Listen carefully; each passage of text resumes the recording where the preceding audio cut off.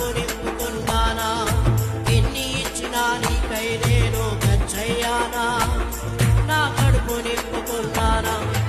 ఇప్పటికైనా నీ కోసమే కష్టపడతానయ్యా ఇప్పటికైనా నీ కోసమే కష్టపడతానయ్యా నాకున్నవన్నీ నీ పనిలోని వాడనిస్తానయ్యా